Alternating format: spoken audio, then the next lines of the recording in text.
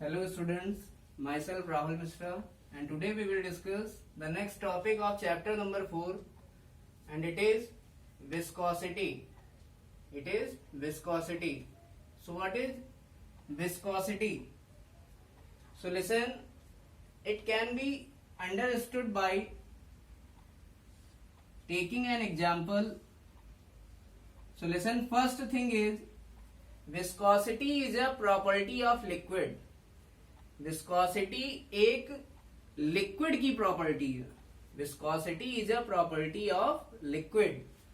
So listen, we all know that if you have any liquid present in a container, अगर आपके पास कोई भी लिक्विड है जैसे for example water, then listen, water liquid में भी वाटर और oil. So listen, if you have an oil present in the container, अगर आपके पास किसी कंटेनर में ऑयल है, then listen, this liquid has many layers और we can say this liquid is made up of many layers. It means ये जो liquid होगा कंटेनर में, ये लिक्विड कई सारी लिक्विड की लेयर्स से मिलकर बन रहा होगा. So listen, there will be lower layer, there will be lower layer, there will be upper layer, most upper layer. So there are many layers present in the liquid. So listen, जो भी हमारे पास liquid है वो liquid की कई सारी layers से मिलकर बना होता है. ये लेयर एक के ऊपर एक लाई करती है. So listen, listen, what is viscosity? Viscosity is the property of liquid that reduces the flow of liquid. It means viscosity liquid की ऐसी प्रॉपर्टी है जो किसी लिक्विड के फ्लो को कम करती है. It means we can say viscosity liquid के बहाव को धीमे करती है या स्लो करती है. अगर विस्कोसिटी किसी लिक्विड की ज्यादा है तो वो लिक्विड स्लो फ्लो करेगा. इट मीन्स हम कह सकते हैं विस्कोसिटी जिस लिक्विड की ज्यादा होगी वो लिक्विड धीरे धीरे फ्लो करेगा. जिस लिक्विड की विस्कोसिटी कम होगी वो लिक्विड तेजी से फ्लो करेगा. And listen, we can understood it by this diagram. In this diagram, listen, there are 3 layers of liquid. This is lower layer, this is upper layer and this is middle layer. यहां liquid की 3 layer दिखाई गई हैं. So listen, यहां ये बताया जा रहा है जो सबसे नीचे वाली लेयर है, लिक्विड की सबसे नीचे वाली लेयर, ये लेयर जो होगी ये सबसे कम स्पीड से आगे मूव कर रही होगी. जो नीचे वाली लेयर है वो सबसे कम स्पीड से आगे मूव कर रही होगी और जो अपर लेयर है वो सबसे तेजी से आगे बढ़ रही होगी. सो लिसन, अगर मिडिल लेयर v स्पीड से आगे बढ़ रही है तो most upper layer v plus dv speed से आगे बढ़ेगी. तो होता क्या है, ये लेयर एक दूसरे पर स्लिप करती हैं.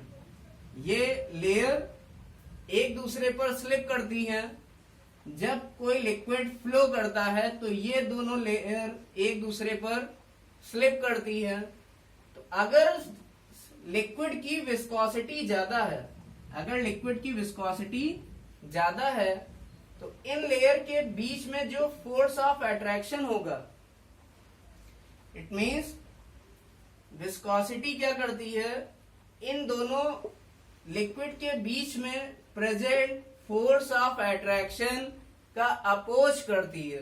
मीन्स इन दोनों लेयर के बीच में जो भी फोर्स लग रहा होगा उसका विस्कोसिटी क्या करेगी, अपोज करेगी।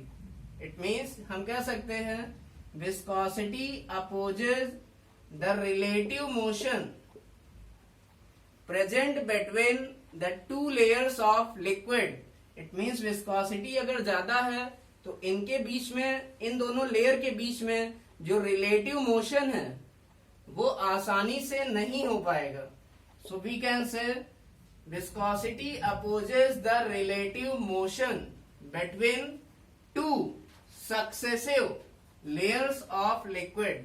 तो विस्कोसिटी लिक्विड की दो सक्सेसिव लेयर या क्रमागत लेयर के बीच में जो रिलेटिव मोशन होता है उसका अपोज करती है।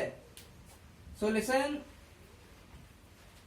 The unit of viscosity is poise. It means जो विस्कोसिटी की यूनिट है वो क्या है, पॉइज है। So listen, it is represented by eta. Viscosity को eta, this is the symbol of eta, eta से प्रदर्शित किया जाता है।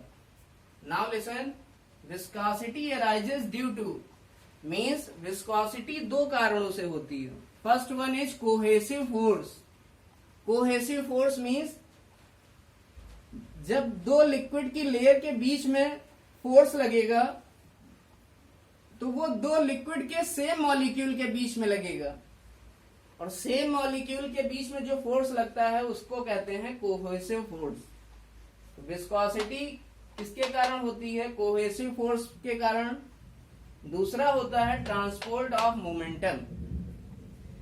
सो momentum is what, it is the product of mass and velocity. तो विस्कोसिटी एराइज होने का पहला कारण होता है cohesive force, and listen, second reason is transport of momentum. जो लेयर्स होती हैं उनके बीच में मोमेंटम का ट्रांसफर होता है जिसके कारण विस्कोसिटी एराइज होती है। Now listen, the force present between the two layers of liquid is called as viscous force. It means जो फोर्स हमारा दो लेयर के बीच के रिलेटिव मोशन का अपोज करता है, it means the force which opposes the relative motion present between the two successive layers of liquid is called as viscous force. It means दो successive liquid की layer के बीच में लगने वाला जो फोर्स होता है जो कि दोनों लेयर के बीच में प्रेजेंट रिलेटिव मोशन को कम करता है या अपोज करता है, उस फोर्स को कहते हैं विस्कस फोर्स। और ये विस्कस फोर्स लेयर्स के कांटेक्ट एरिया के डायरेक्टली प्रोपोर्शनल होता है। इट मींस जितना ज्यादा लेयर कांटेक्ट में रहेंगी विस्कस फोर्स की वैल्यू उतनी ही ज्यादा होगी। And listen, this viscous force also depends upon velocity gradient dv by dz. What is dz? It is the distance between the two successive layers. This is the value of dz. पहली layer, एक layer के centre से दूसरी layer के centre के बीच की जो distance होती है, this is called as dz. So dv by dz means change in velocity upon change in length, or we can say this dv by dz is called as velocity gradient. इसी dv by dz को कहते हैं velocity gradient. It means हम कह सकते हैं listen, from this condition and from this condition we can say viscous force F is directly proportional to contact area and it is directly proportional to velocity gradient. So combinedly we can say viscous force equal to, viscous force जो होगा वो हमारा किसके proportional होगा, so F is proportional to A dv by dz. F जो proportional होगा वो दोनों को कंबाइन करने पर A dV by dz के प्रोपोर्शनल होगा. So listen, when we remove this proportionality sign, जब हम इस proportionality sign को हटाते हैं, then there will be a constant. तो यहाँ पर एक constant आ जाता है, and this constant is called as viscosity coefficient. और इसी constant को ही हम क्या कहते हैं? Viscosity coefficient, या इसे कहते हैं eta. इसे रिप्रेजेंट करते हैं eta से. So now you have to note it.